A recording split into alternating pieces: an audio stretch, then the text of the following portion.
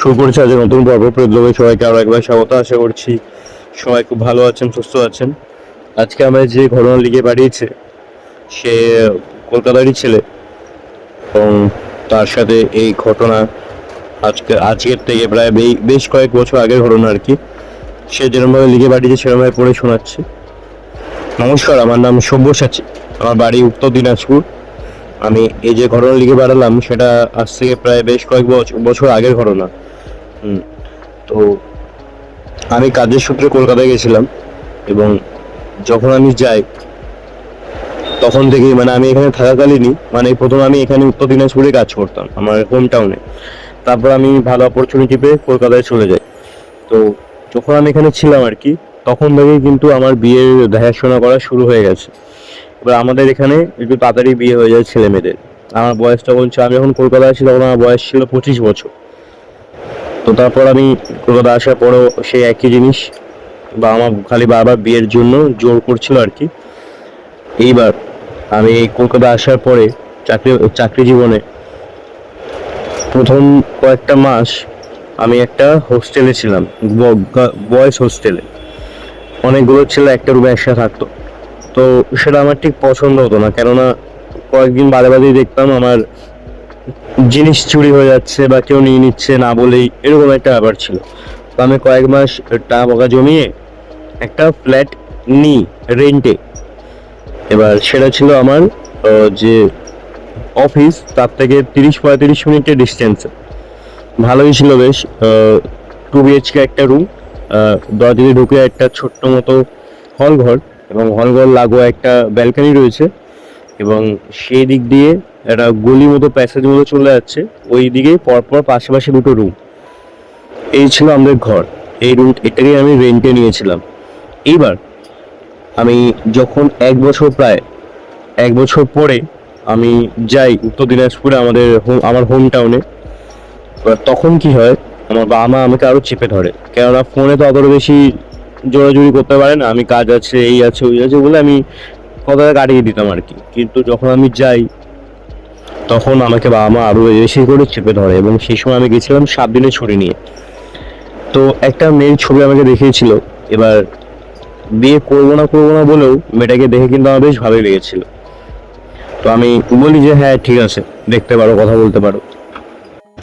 তারপরে আমার এই সম্মতি শুনে বাবা মা তো খুব রাজি হয়, খুব খুশি হয় আর কি। তারপর তারা মেয়েটার সাথে কথা বলে, মেয়েটা বাড়িতেও কথা হয় আর কি। এবং আমরা যখন মেয়েটাকে দেখতে যাই, মেয়েটার নাম ছিল শ্রেয়সী। আমি যখন মেয়েটাকে দেখতে যাই তখন মেয়েটা আমি কিন্তু তার আগে দেখিনি, আমি আগেই দেখেছিলাম মেয়েটাই, কিন্তু মেয়েটা আমাকে দেখেনি।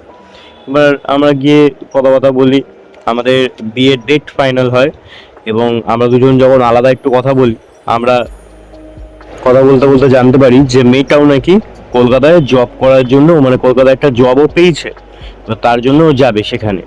তো আমাকে জিজ্ঞেস করে তার কি কোনো আপত্তি আছে। এবার মেয়েটার বাড়ি হচ্ছে মালদায়, মালদা টাউনে তার বাড়ি। এবার আমাকে জিজ্ঞেস করেছিল আমার কি কোনো আপত্তি আছে। আমি বললাম না, বিয়ের পরে যদি কোনো চাকরি বাকরি করো তাতে আমার কোনো আপত্তি নেই। এবার থাকতেই হবে যখন দুজনকে কলকাতায়, তাদের সমস্যা কি আছে। তো ও তাতে রাজি হয়ে যায়, এবং ওরও আমাকে বেশ ভালোই লেগেছিল আর কি। তারপরে আমি তো চলে আসি কলকাতায়। তার কয়েকদিন বাদে ও কলকাতায় আসে। এবার ও কলকাতা আসার পরে প্রথম প্রথম ও একটা হোস্টেলেই থাকতো, গার্লস হোস্টেলে। এবার ততদিনে আমাদের কথাবার্তা শুরু হয়ে গেছে, আমরা ফোনে কথা বলতাম, মেসেজে কথা বলতাম আর কি। তো কথায় কথায় জানতে পারি যে ও যে হোস্টেলে রয়েছে প্রায় 4-5 মাস পরে আর কি, ও যে হোস্টেলে রয়েছে সে হোস্টেলে নাকি ওর সাথে কয়েকটা মেয়ের একটু ঝামেলা অশান্তি হয়েছে আর কি। যে কিছু একটা ব্যাপার নেই, ঝামেলা অশান্তি হয়েছে, যার জন্য সবাই নাকি ওকে শ্রেয়সীকে একটু অবজ্ঞা করছে, একটু হেলাফেলা করছে। এবং ওই হোস্টেলে গার্লস হোস্টেলে যে ওয়ার্ডেন ছিল, তিনিও নাকি শ্রেয়সীকে খুব একটা পছন্দ করতো না। তো সেজন্য ও বলছে অন্য কোনো হোস্টেল দেখতে হবে, এইসব বলছে। এবার ততদিনে কিন্তু আমাদের মধ্যে একটা বেশ ভালো সম্পর্ক তৈরি হয়েছিল, কেননা দুজনের তো বিয়ে ফাইনাল হয়েই গেছিল। এবার আমি দুজনকে তো বিয়ে করতে হতো, নিজেদের ভালো করে কথা বলতাম আর কি। তো সে ততদিনে একটা ভালো সম্পর্ক তৈরি হয়েছিল। এবার তখন আমি ওকে একটা প্রস্তাব দিই যে তোমার কোনো যদি সমস্যা না থাকে তুমি আমার ফ্ল্যাটে থাকতে পারো, আমি তো একাই থাকি, কোনো সমস্যা হওয়ার কথা নয়। ও তাতে রাজি হয় এবং আমরা ডিসাইড করে নিই যে ফ্ল্যাটের যে ভাড়া সেটা আমরা ডিভাইড করব ইকুয়ালি, এবং ঘরের যে কাজ বাজ সেগুলো আমরা সব ইকুয়ালি ডিভাইড করে নিয়েছিলাম। এবার তো আমরা দুজন ভালোভাবেই ছিলাম আর কি, দুজনে একসাথে অফিস বেরোনো হতো না এবং আসা হতো না, কারণ ও তাড়াতাড়ি বেরোতো, ও ফেরার সময় ও তাড়াতাড়ি ফিরতো আর কি, আমি একটু পরে বেরোতাম, আমি দেরি করে ফিরতাম। এই হচ্ছে আমাদের সকালের মানে দিনের রুটিন ছিল আর কি। সকালে কাজগুলো আমি করতাম, রাতের কাজগুলো ও করতো। এবার একদিনকে আমার একটা অভ্যাস হয়েছে, সেটা হচ্ছে রাত্রি যতই হোক আমি গল্পের বই না পড়ে ঘুমাই না, আমার ঘুম আসে না। এবার আমার যে বেডরুম, সেই রুমেই একটা ছোট্ট টেবিল মতো রয়েছে, স্টাডি টেবিল। স্টাডি টেবিলে আমি প্রত্যেক দিন রাতেরবেলা গল্প পড়ি, বই পড়ি আর কি, পড়ার পরে তারপর কি ঘুমাই। এবার ও ঘুমাচ্ছে বেডের মধ্যে, বিছানায় শুয়ে ঘুমাচ্ছিল, ও প্রায় 11:30 বাজলেও ঘুমিয়ে পড়ে। এবার আমি সেই সময় বাজে প্রায় 12টা, পৌনে 12টা বাজে, সেই সময় আমি পড়ছিলাম আর কি। আমার যখন পড়া শেষ হয় আমি দেখছি যে টাইম 12:30 হয়ে গেছে, পরদিন অফিসে রয়েছে, ঘুমাতে হবে।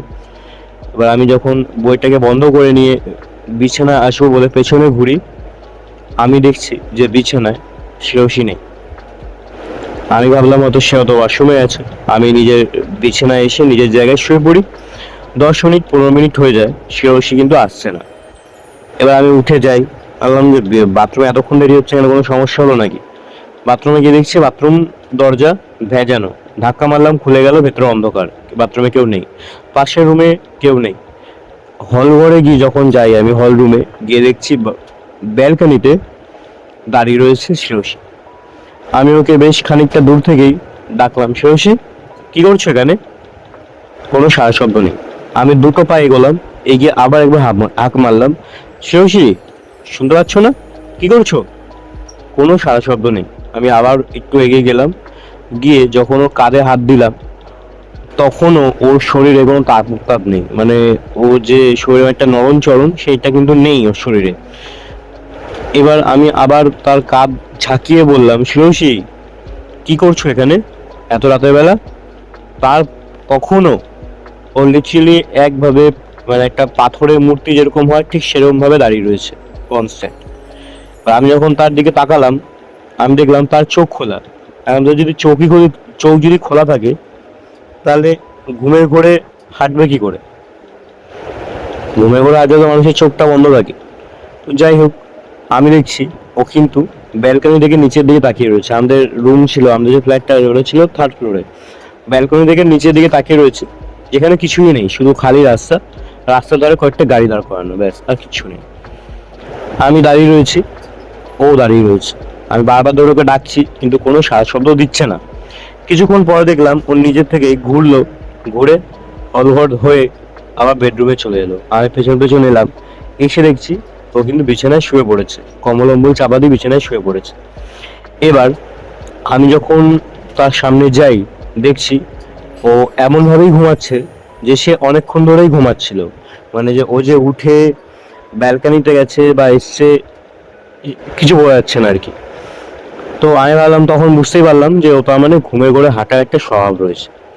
আমিও শুয়ে পড়লাম। পরের দিনকে উঠে যখন আমি ওকে বললাম কথাগুলো, ও কিন্তু অস্বীকার করলো।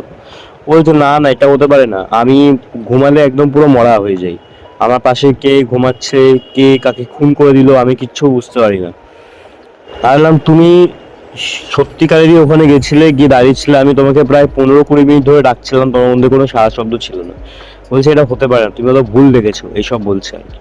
তো যাই হোক, আমি আর তর্ক বিতর্ক না করে কথাটা এগিয়ে গেলাম।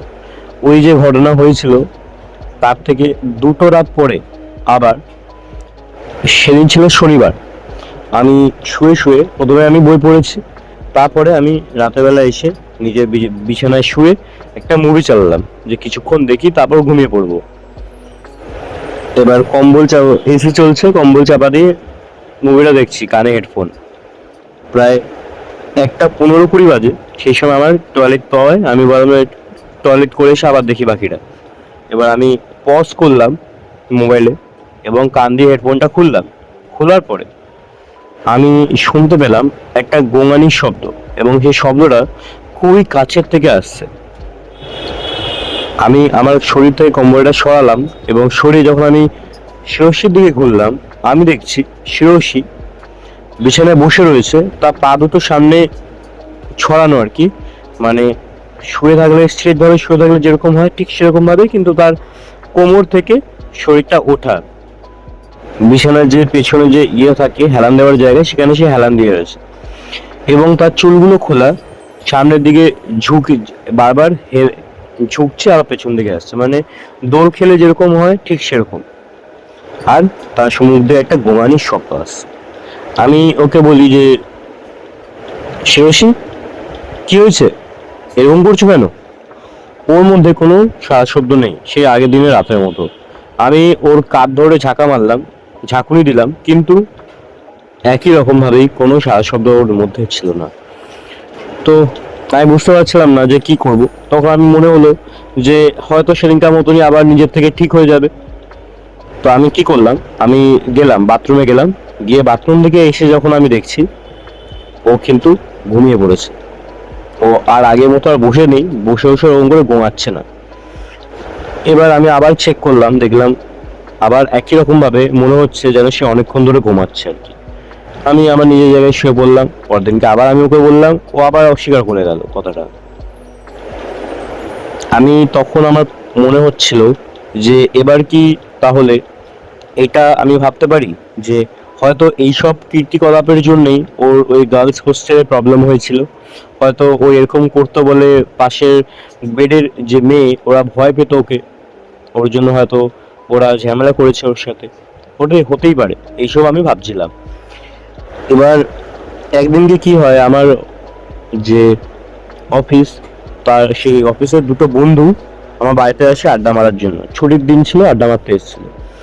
এবার দুজনে এসেছিল এবং আমি তিনজন বসে গল্প করছি এবং সেই সময় শিরোশি আমাদের সাথে জয়েন করে। বলছে ও আমাদের সাথে গল্প গুজব করছিল আর কি। তো ঠিক সেই সময় আমার একটা বন্ধু, ওর নাম সাগনিক, ও বলছে যে বৌদি, তোমার বাড়িতে কি কে আছে? ও বলছে যে আমার বাড়িতে আমার বাবা মা, আমার দাদা, আমি আর আমার দাদু দিদা। তারপর আরেকটা যে বন্ধু, ওর নাম বিপ্লব। ও বলছে আর কেউ নেই। বলছে একজন ছিল আমার পিসি, কিন্তু ও মারা গেছে। তখন সাগনিক বলছে যে মারা গেছে কবে, মানে কম বয়সে মারা গেছে নাকি? বলছে না না, কম বয়সে না, কিন্তু জানি না ওর কথা, নাকি ওর কথা আমাদের বাড়িতে কেউ বলে না, এবং কেউ বললেই আমার বাবার দাদুরা রেগে যায়, ভীষণ রেগে যায়, ওর কথা কেউ বলে না, এরকম করে সে বলছে। এবার বিপ্লব বলছে যে নিজের মেয়ের কথা শুনলে বাবা রেগে যায়, এটা হতে পারে নাকি, নিশ্চয়ই কিছু করেছিল তার মানে। তখন সেও সে একটু ক্ষিপ্ত মেজাজে বলে যে জানি না, অত কিছু জানি না। হ্যাঁ, আমি ওই পিসির ব্যাপারে কিছু জানি না, শুধু জানি একটা পিসি আছে আমার ব্যাস, মারা গেছে, আমি যখন নাকি অনেক ছোট ছিলাম, এইসব বলে। তো যাই হোক, তারপর খাওয়া দাওয়া হয়, ওরা চলে যায়। আমি রাতের বেলা ওকে জিজ্ঞেস করি যে তোমার বাড়ি, তোমার পিসির সম্বন্ধে তো কোনোদিন কিছু শুনিনি, আজকে প্রথম শুনলাম, কে সেই পিসি? এবার ও ওই সময় বিছানায় বসে বসে জামা কাপড় ভাঁজ করছিল, আর আমি আমার স্টাডি টেবিলে ছিলাম, আমি পড়ছিলাম আর কি। পড়তে পড়তে ওকে হঠাৎ করে জিজ্ঞেস করলাম। ও হঠাৎ করে মানে জামা কাপড় যেগুলো ভাঁজ করে সাইডে রেখেছে সেগুলো লন্ডভন্ড করে দিয়ে একদম পুরো তারস্বরে চিৎকার করে বলছে যে বারবার এক কথা কেন জিজ্ঞেস করছো? আমি তো বলছি আমি কিছু জানি না ওনার ব্যাপারে, এক কথা বারবার জিজ্ঞেস করছো, তখনও জিজ্ঞেস করছিলে তোমার বন্ধুদের সামনে, এখন আবার জিজ্ঞেস করছো, জানো তো আমি বলতাম, এই সেই বলে গজগজ ছড়তে করতে রুম থেকে বেরিয়ে চলে যায়। আমি ভাবলাম কি রে বাবা, এমন কি জিজ্ঞেস করে ফেললাম। তো আমি যখন যাই, বাইরে গেলাম, দেখলাম কোথায় গেছে, গিয়ে দেখলাম পাশের ঘরে গিয়ে ঘুমিয়ে পড়েছে, শুয়ে পড়েছে আর কি। তা আমি আর কিছু বলিনি। পরের দিনকে আবার মানে ওই কয়েকদিন পরে দেখছি যে যখনই ওর পিসির ব্যাপারে কথা হয় আর কি, বা কথা বলতে বলতে কথা উঠে যায় আর কি, তখনই কিন্তু রেগে যায়, ও ক্ষেপে যায়, এটা ক্ষিপ্ত মেজাজ ধারণ করে ওর শরীরের মধ্যে। তো একদিনকে আমি অফিস থেকে ফিরেছি, দেখছি ও আমাদের বেডরুমে বসে রয়েছে এবং তার কানে ফোন, এবং সে কান্নাকাটি করছে এবং কারোর সাথে কথা বলছে। আমি বললাম কি হয়েছে, কাঁদছো কেন, কি হয়েছে? তখন সে ফোনটা রেখে বলছে তার বাবার সাথে নাকি, বাবার নাকি অ্যাক্সিডেন্ট হয়েছে খুব বড় সড়ো, সে তার মায়ের সাথে কথা বলছে। এবার কলকাতা থেকে মালদা যাওয়া তো অতটাও ইজি নয়, বললাম আর চলে গেলাম এরকম তো ব্যাপার না। তো ওর জন্য সে কান্নাকাটি করছে আর কি। এবার আমি বললাম যে কান্নাকাটি করো না, দুদিন পরে তৎকাল টিকিট কাটো, দুদিন পরে গিয়ে চলে যাবে দেখতে। তখন সে কান্নায় ভেঙে পড়ে আরো, এবং সে বলে যে তার বাবার সাথে নাকি এটা প্রথমবার নয়, আগে আরো অনেকবার হয়েছে। তার বাবা এবং তার দাদু দুজনের সাথেই নাকি এরকম অনেকবার হয়েছে, এরকম অ্যাক্সিডেন্ট, ছোটখাটো অ্যাক্সিডেন্ট, বড় অ্যাক্সিডেন্ট অনেকবার হয়েছে, যাতে যেখানে তারা প্রাণে বেঁচে গেছে আর কি। মানে বড় বড় অ্যাক্সিডেন্ট হয়েছে, ছোট অ্যাক্সিডেন্ট হয়েছে, প্রত্যেকবারই তারা প্রাণে বেঁচে গেছে। কিন্তু আমি জিজ্ঞেস করলাম এরকম হওয়ার কারণ কি, বারবার ধরে তোমার দাদু বা বাবার সাথেই কেন হয়? তখন সে বলছে জানে না, এটা নাকি তার ছোটবেলা থেকেই সেরকম দেখে আসছে, মাঝে মাঝেই হয় আর কি। তো যাই হোক, সে কান্না থামায়, দুদিন পরে সে তার বাড়ি ফেরে, বাড়ি যায় আর কি মালদায়। এবং মালদা যাওয়ার পরেও আমার সাথে তার কথা হয় আর কি ফোনে, প্রত্যেক দিনই কথা হয়। তো আমি জানতে পারি যে তার বাবা এখন আগের থেকে অনেকটা ভালো আছে, সুস্থ আছে, কিন্তু তার শরীরে অনেক রক্তক্ষরণ হয়েছিল সেই সময়। এবার যেদিনকে সে ফিরে আসবে তার আগের দিনকেই তার দাদুর সাথে আবার একটা অ্যাক্সিডেন্ট হয়ে গেছে। তার দাদু নাকি একটা কনস্ট্রাকশন বিল্ডিং এর সামনে দিয়ে আসছিল, এবং একটা বিশাল বড় পাথরের ঢেলা তার দাদুর একবারে কাঁধে পড়ে, ডান কাঁধে, এবং তাতে নাকি সে খুব বড় জোর আঘাত পায়, এবং এতটাই জোর আঘাত পায় যে তাকে হসপিটালে নিয়ে যেতে হয়েছিল এমন। তো সে তখন আবার কাঁদছে যে কয়েকদিন আগেই বাবার সাথে হলো এবং এখন আবার দাদুর সাথে। যেহেতু তার ট্রেন রয়েছে, তার অফিসের থেকে বেশি ছুটি নেয়নি সে, সেজন্য তাকে কিন্তু ফিরে আসতে হয়। এবার যেদিনকে সে এসেছিল আর কি, সেদিনকে ছিল শনিবার। শনিবার সে সকাল সকাল, শুক্রবার সে রাতে ওখান মালদা থেকে বেরিয়ে শনিবার সকালবেলায় সে আমাদের এখানে কলকাতায় বাড়িতে ঢুকে যায় আর কি, 11:30-12টা বাজে যখন সে ঢোকে।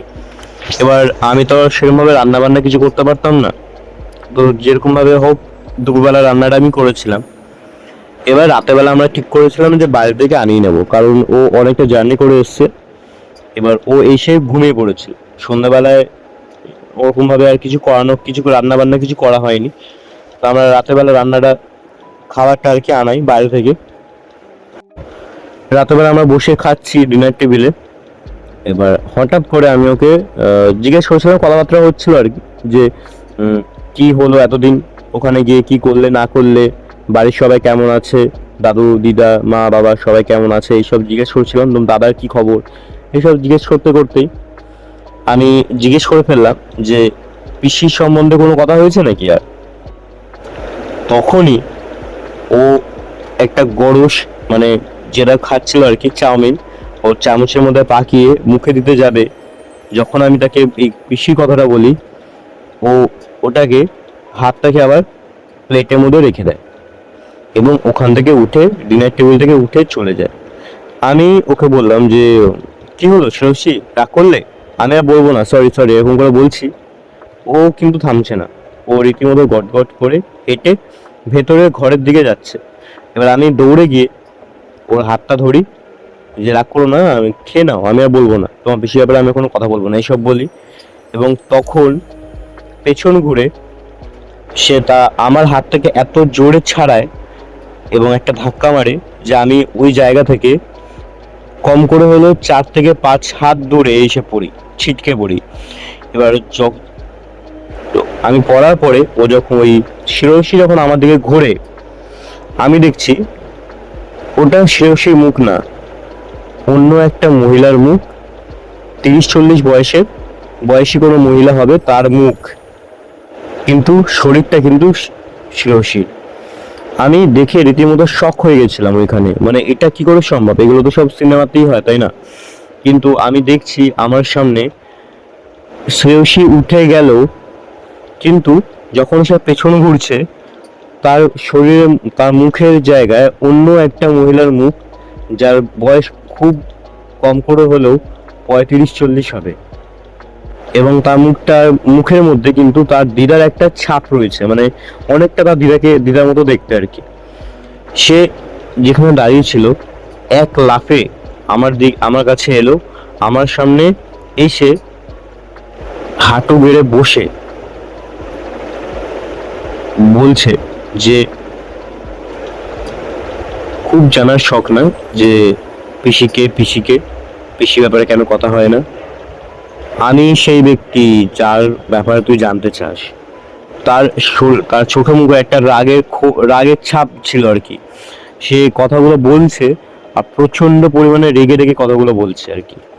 তার চোখের মধ্যে কোনো মনি নেই, পুরো চোখটা কালো কুচকুচে। আমার রীতিমতো ওখানে বসে বসে হার্টবিট এতটা বেড়ে গেছিল যে সেটা বলবার নয়। আর প্রচন্ড পরিমাণে দর দর দর দর করে আমি ঘামছিলাম সেই সময়।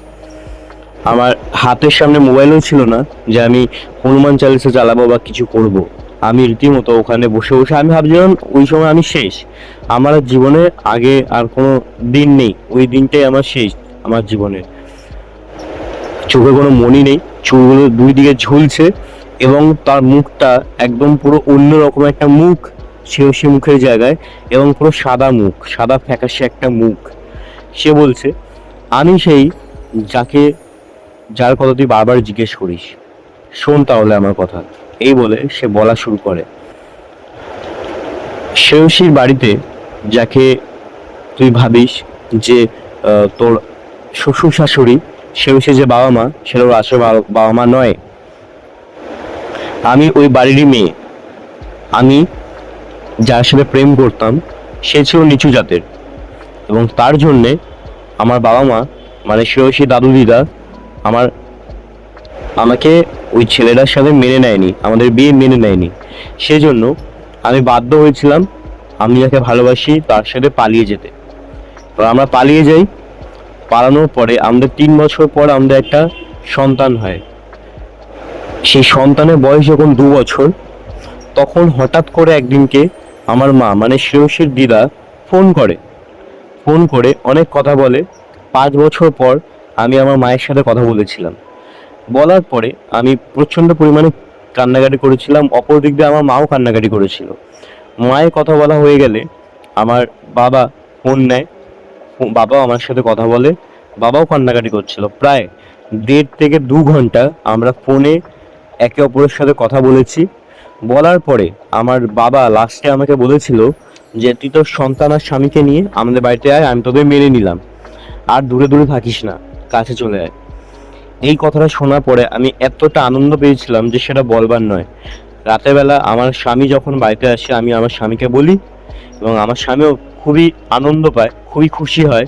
সেই সময় আমি, আমার সন্তান আর আমার স্বামী 3জন মিলে 2 দিন পরেই আমাদের বাড়িতে ফিরে আসি, আমার বাপের বাড়িতে। তখন আমার বাবা আর মা, দাদা সবাই খুব ভালোভাবে আমাদেরকে বাড়িতে বরণ করে তোলে। যেদিনকে আমরা সেই বাড়িতে গেছিলাম তার পরের দিনকেই রাতের বেলা আমি, আমার বৌদি মানে শ্রেয়সীর যে মা তুই ভাবিস সে, এবং আমার মা 3জন মিলে রান্নাঘরে রান্না করছিলাম। আর হঠাৎ করে আমি শুনতে পাই যে একটা চিৎকারের শব্দ, একটা আর্তনাদের শব্দ, একটা পুরুষ মানুষের আর্তনাদ, এবং গলাটা আমার ভীষণ চেনা একটা গলা। সেই সময় আমার যে সন্তান সে ছিল আমার বৌদির ঘরে, দাদা বৌদির ঘরে। সে দাদা বৌদির যে ছেলে তার সাথে খেলা করছে। এবার আমি যখন আমার বাড়ির উঠোনে এলাম, আমি দেখছি যে আমার দাদা আমার স্বামীর হাত দুটোকে পেছন দিক দিয়ে ধরেছে, এবং আমার বাবার একটা হাত আমার স্বামীর কাঁধে আর একটা হাতে একটা ধারালো চাকু, যেটা কিনা সে বারবার বারবার আমার স্বামীর পেটে ঢোকাচ্ছে আর বার করছে, ঢোকাচ্ছে আর বার করছে। সেখান থেকে গল গল গল গল করে রক্ত বেরোচ্ছে। আমার স্বামী অনবরত চিৎকার এমন করছে যে সেই জায়গাটা একদম পুরো চিৎকার ফেটে পড়ছে, এবং প্রায় 5 থেকে 6 বার ওরকম করে চাকু ঢোকানোর পরে আমার দাদা তার হাত দুটো ছেড়ে দিয়ে সেখান থেকে পেছন দিক দিয়ে সরে আসে, আর আমার স্বামী ওই উঠোনের মধ্যেই ধপাস করে পড়ে যায়। আমি দৌড়ে আমার স্বামীর কাছে যাই, এবং তখনই আমার দাদা একটা লোহার রড দিয়ে আমার মাথায় মারে, এবং আমি সেখানে সেন্সলেস হয়ে পড়ে যাই। তারপর আমাকে আর আমার স্বামীকে ওই বাড়ির বাগানের মধ্যেই পুঁতে দেয়। আমার স্বামী মারা গেছিল, কিন্তু যখন পোতা হচ্ছিল তখনও কিন্তু আমি বেঁচে ছিলাম। আমার মধ্যে প্রাণ ছিল, আমি নিঃশ্বাস নিচ্ছিলাম, আমি বুঝতে পারছিলাম যে আমাকে পোতা হচ্ছে, আমাকে জীবন্ত পোতা হচ্ছে মাটির মধ্যে, কিন্তু আমার শরীরে সেই শক্তি ছিল না যে আমি উঠবো, আমি প্রতিবাদ করব। পোতার পরে আমি আর ছিলাম না বেঁচে। তারপর থেকে আমি ঠিক করে নিয়েছিলাম যে এই দাদা আর আমার বাবা দুজনকে আমি যেভাবে হোক মারবই মারব। কিন্তু তারা কিন্তু বুদ্ধিমান হয়ে একটা মন্দিরে গিয়ে নিজেদের নামে পুজো করিয়ে দেয়, যাতে তাদের ওপর, তারা বুঝতেই পেরেছিল এরকম কিছু হবে, যে আমাদের আত্মা তাদের পেছন ছাড়বে না। তো সেই জন্য একটা মন্দিরে যায়, নিজেদের নামে পুজো দিয়ে একটা কবচ, একটা তাবিজ তারা নিজেদের ধারণ করে নেয়। এবার সেই জন্য আমি বারবার ওদের দুজনকে মারার চেষ্টা করেও মারতে পারি না। তখন আমি ওই মহিলাকে, মানে যে অশরীরী আত্মা আর কি, যেটা কিনা শ্রেয়সীর মধ্যে ছিল আর কি, এই কথাগুলো বলার পর সে থামে। আমি তাকে জিজ্ঞেস করি যে তাহলে আপনার সন্তানের কি হলো? তখন সে বলছে, সন্তান আমার বাবা মা ওদের কাছে মানুষ হয়। আমার সন্তানকে বলা হয় যে যেটা কিনা আমার, যেটা ওর মামার মামি ছিল, সেটাই ওর আসল বাবা মা। তখন আমি জিজ্ঞেস করি যে ওর নাম কি, আপনার মেয়ের নাম কি? তখন সে বলছে শ্রেয়সী। আমি যখন শুনলাম যে ওই মেয়েটার নামই শ্রেয়সী, আমার মাথায় আকাশ ভেঙে পড়লো। যে তার মানে যাকেও পিসি পিসি বলে ডাকতো, যাকেও বলতো যে ছোটবেলায় মারা গেছে, মানে ওর ছোটবেলায় পিসি মারা গেছে, সেটাই ওর আসল মা। এবং ওর আসল বাবা মাকে ওর মামা আর দাদু মিলে মেরে দিয়েছে। তারপরে ওর মামা মামিকেই ও নিজের বাবা মা বলে মানে। আমার এই ঘটনা শোনার পরে আমার প্রচন্ড পরিমাণ মানে খারাপ লাগছিল এতটাই যে সেটা বলবার নয়। তো তারপরে সে মহিলা আরো আমাকে বলে যে আমি এই কথাগুলো বললাম, এগুলো কিন্তু শ্রেয়সী কোনোভাবেই জানতে না পারে। যদি জানতে পারে তাহলে কিন্তু তোর খবর আছে। এবং সে আরো বলে, তুই ভালো ছেলে, আমি জানি, তুই আমার মেয়েকে ভালো রাখবি, আমিও জানি। খেয়াল রাখিস যাতে আমার মেয়ের কোনো অসুবিধা না হয়, এবং আমার মেয়ে যেন কোনোদিনও আসল কথাটা জানতে না পারে, যেগুলো আমি তোকে জানিয়েছি সেগুলো যেন জানতে না পারে।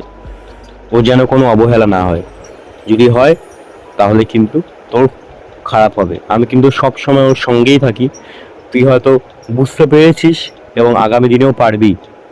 আমি ওকে ছেড়ে কোনোদিনও যাব না। আর তুইও কোনো পুজো আর্চা করার চেষ্টা করিস না বাড়িতে, তাহলে কিন্তু তোর ক্ষতি হবে, অনেক বড় ক্ষতি হবে। এই কথাটা বলার পরে সে বলে যে ভালো থাকিস। এই কথাটা বলার পরে লাস্টে শ্রেয়সী ধপাস করে পড়ে যায়, এবং বুঝতে পারলাম যে যিনি ওর মধ্যে ছিল তিনি আর নেই, চলে গেছে। এবং ধীরে ধীরে দেখলাম শ্রেয়সীর মুখটা আবার আগের মতো শ্রেয়সীর মুখের মতনই লাগছে। আমি সঙ্গে সঙ্গে শ্রেয়সীকে কোলে করে নিয়ে এসে রুমে শুয়ে দিই বেডের মধ্যে, এবং জল ছেটাই মুখে, এবং তার জ্ঞান ফিরে আসে। সে বলছে, আমি এখানে কি করে এলাম? আমি তো ডিনার করছিলাম। তখন আমি বললাম যে তোমার শরীরটা খারাপ লাগছিল বলে আমি তোমাকে নিয়ে এলাম, তুমি ঘুমাও, রেস্ট করো, কালকে কথা বলছি।